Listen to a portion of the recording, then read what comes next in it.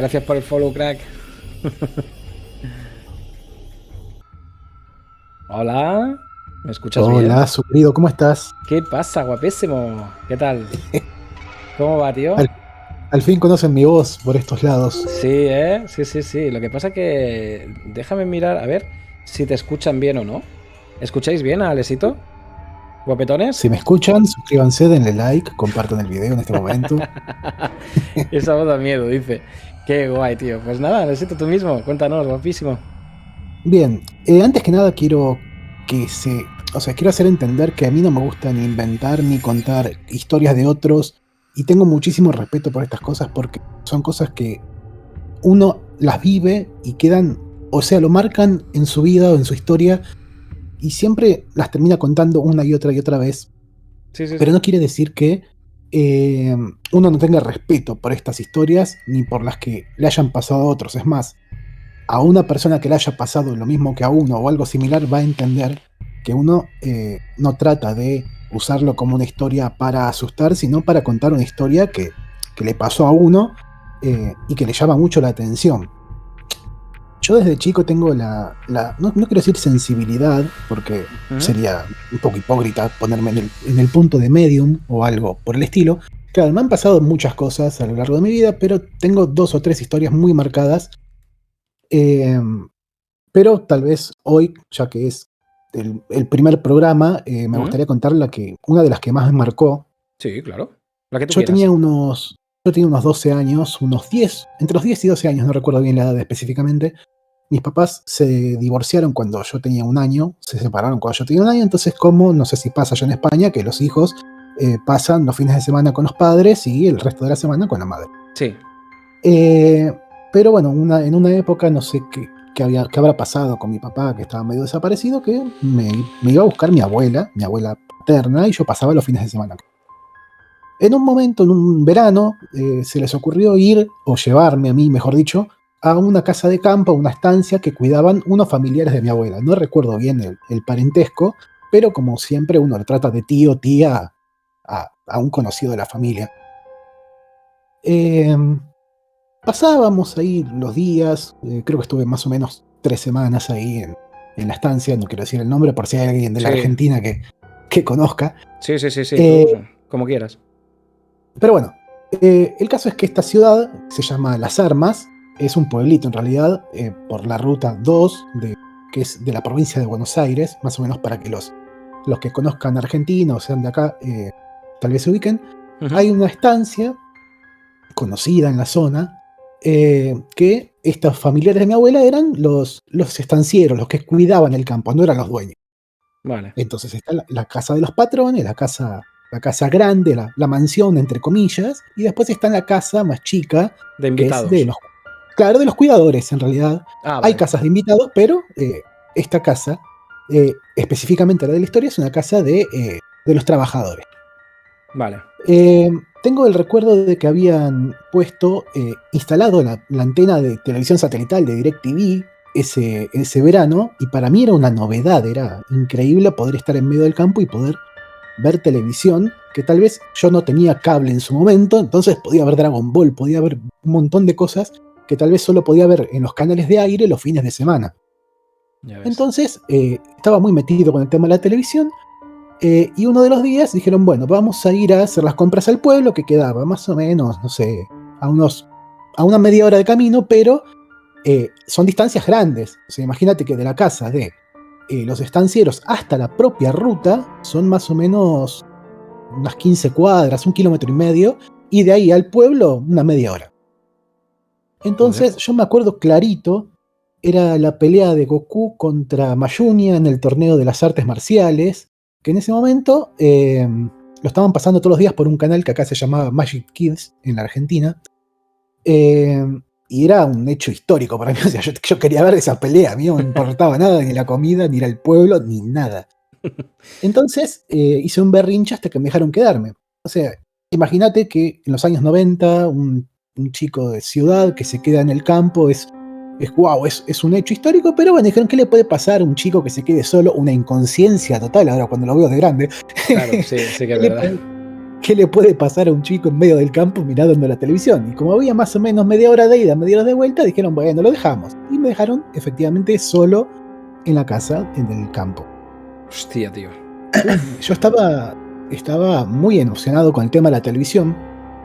Estaba sentado en el sillón mirando una televisión de tubo, Tachi, muy vieja, me acuerdo de la marca porque tenía la misma en casa. Itachi, ya ves. Y en un momento, no sé cómo, se me empiezan a erizar los pelos del cuerpo, del brazo, que yo lo hacía alusión a que era por el tema de la emoción de la televisión.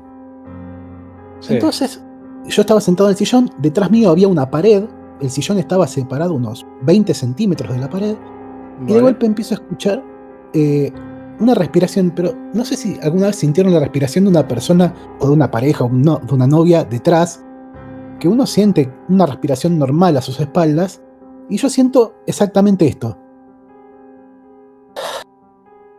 Entonces dije, bueno, me doy vuelta, no hay nada, está la pared. Por lógica, no hay nada ahí, sigo mirando la televisión, y a medida que iba pasando el tiempo se seguía escuchando. Entonces, yo recuerdo que me paré, bajé el volumen de la tele y me quedé escuchando. Y no se escuchaba nada, y había silencio total, se escuchaban los pájaros afuera, de día, era tardecita. Y me acuerdo que, bueno, volví a subir la tele y seguí en mi mundo, seguí mirando Dragon Ball. Me vuelvo a sentar en el sillón y al rato empiezo a escuchar la respiración más fuerte y más fuerte. Y claro, la ventana estaba cerrada, no podía ser que fuera viento, esa brisa que sentía en el cuello. Y claro, yo ya estaba muy nervioso y empezaba a pasar por mi cabeza. ¿Será que habrá quedado alguno de mis primos acá y me está haciendo una broma? O no sé, yo no entendía qué era la palabra sugestión en ese momento, pero seguramente podría estar sugestionado por algo, inconscientemente tal vez.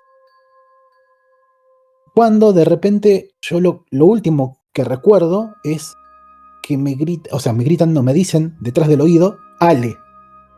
¿Cómo? Pero fue con una claridad, O sea, tu con una nombre. intensidad. Claro, mi nombre es Alejandro, con una intensidad y una claridad que yo me paré, agarré el sillón de costado y lo volteé del miedo y no había nada. Hola, tío. Eso es lo último que yo me acuerdo. Salí corriendo y me encontraron a la media hora, a los 40 minutos, no sé cuánto tiempo había pasado, en la tranquera sobre la ruta, o sea que yo no sé si caminé o corrí ese 1,5 kilómetros, esas 15 cuadras que hay desde la casa hasta la tranquera. Ay, se me erizan los pelos. Madre mía. Pero dicen que lo único que yo repetía era que había escuchado algo, que había habido un soplido, una respiración.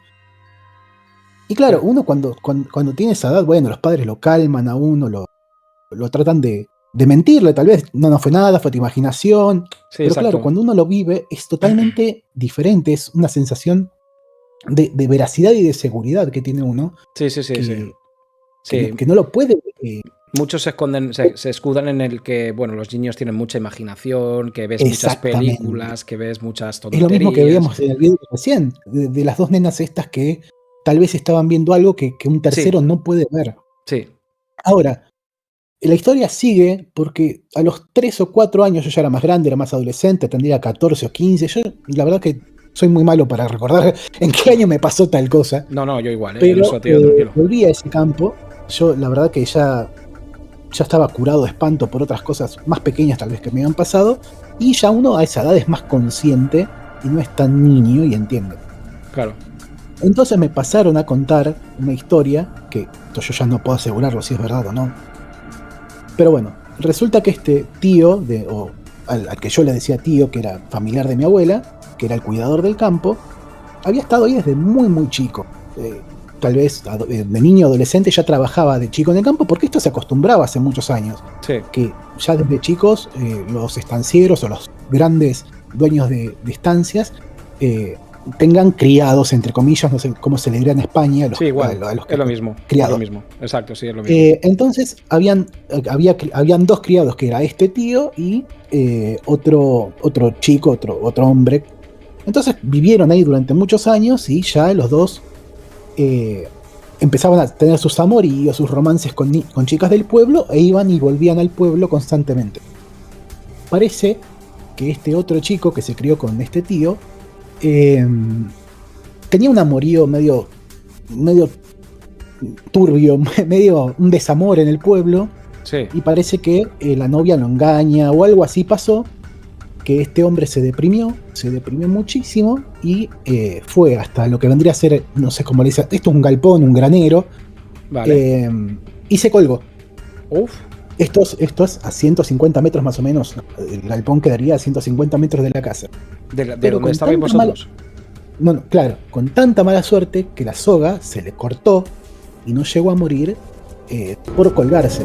Entonces, lo que hizo fue caminar hasta la casa donde estaba, a la casa esta donde dormían los hacendados, Sí. mi tío y la familia, etcétera, etcétera, y se cortó las venas. Y el lugar exacto Joder. donde murió es donde estaba el sillón. Agüita. Exactamente ahí fue donde murió este hombre. Así que Agüita. vos imagínate que esta historia, yo me entero, o sea, le encontré un cierre, o más o menos una explicación, Claro, a lo que te pasó. Claro, 3 o 4 años después de lo que me pasó.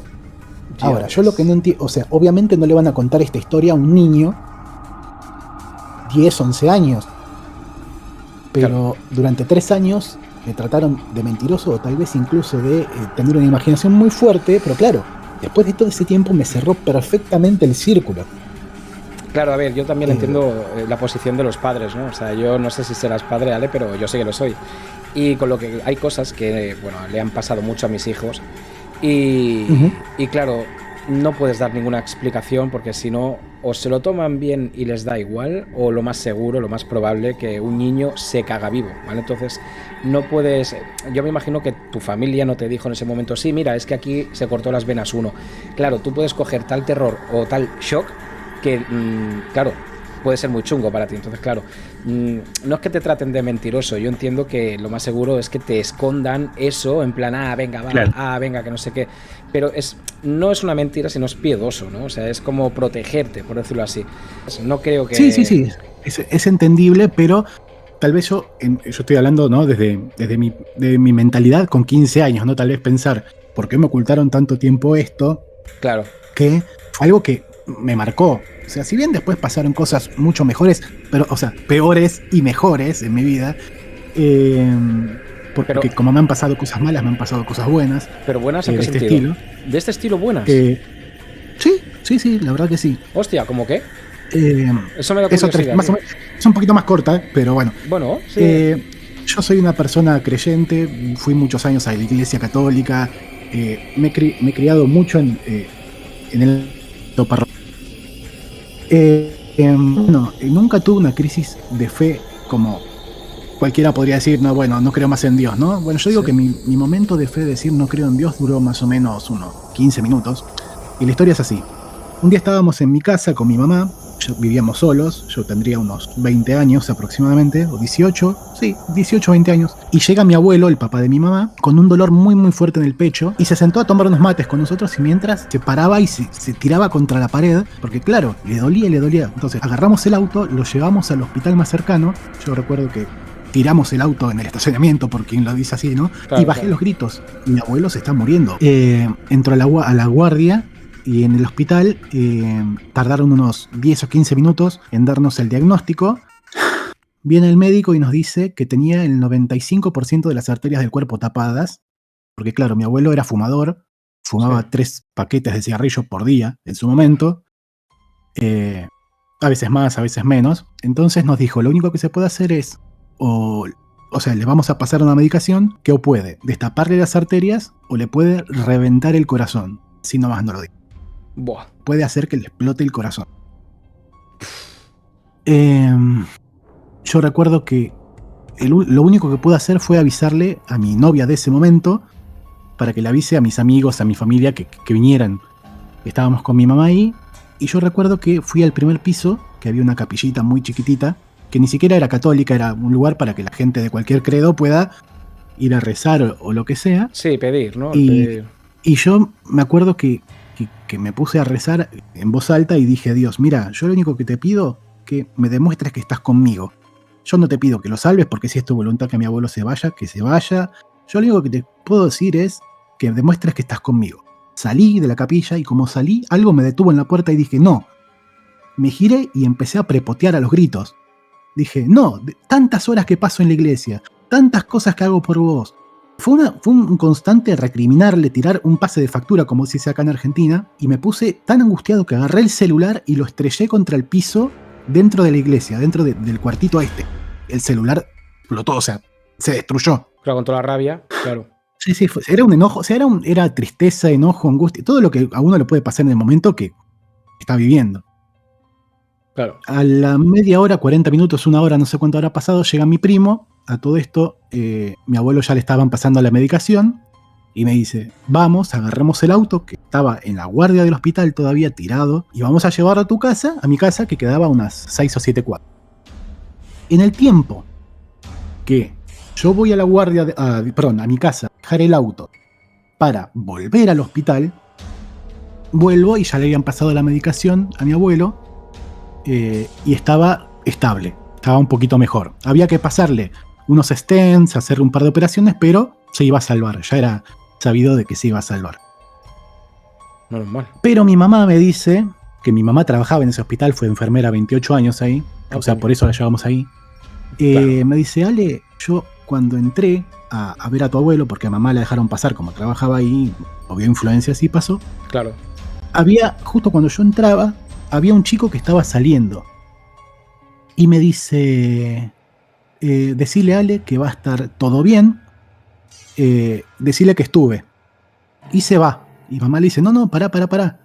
Decime quién sos para que yo le diga, Ale, quién estuvo acá, qué sé yo. A todo esto, imagínate, mi mamá, siendo enfermera, 28 años ahí, no se preguntó en ese momento qué hacía un desconocido, un fulano cualquiera, saliendo de terapia intensiva, un civil, pongámoslo entre comillas.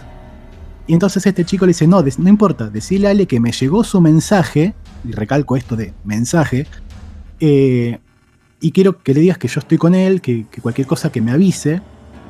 Y a todo esto saca del bolsillo y le da a mi mamá en la mano, y mamá la tiene incautada hasta este momento, una figurita, una estampita del Espíritu Santo, y le dice a mamá, dásela a Ale, que Ale va a saber quién soy yo, que me llegó su mensaje.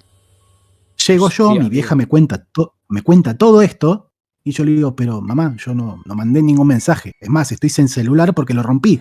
¿Cómo que lo rompiste? Sí, estaba arriba rezando y lo destruí. Yo no le mandé ningún mensaje a nadie más que a mi novia en ese momento. Y claro, en ese momento, cuando me dice todo esto, fueron un montón, es como un dominó que se empieza a caer toda la hilera, que me empiezan a caer las fichas, y empiezo a hacer toda la recreación de la escena desde el momento que me dice, me llegó tu mensaje, pero ¿cuál mensaje? Decime que estás conmigo, no me importa que se salve o no mi abuelo, quiero que me digas que estás conmigo, y me da una estampita que encima atrás no tiene ninguna inscripción, ni ninguna marca de alguna imprenta o algo medio raro. Es como que es una estampita en blanco con una imagen.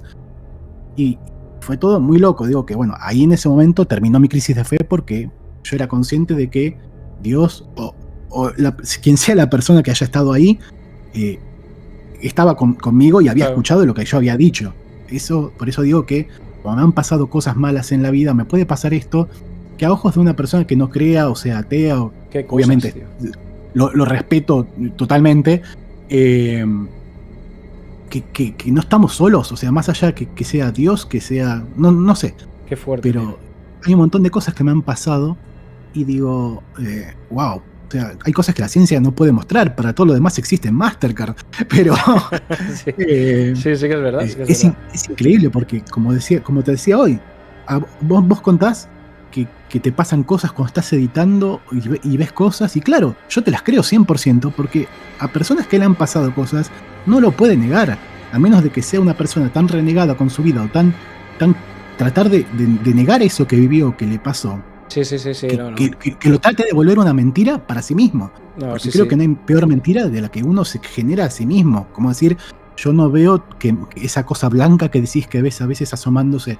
Sí, eso, yo por suerte tengo muchas cosas que están grabadas en vídeo. O sea que muchísimas, incluso les he mandado, porque aquí en España hay un programa que se llama Cuarto Milenio.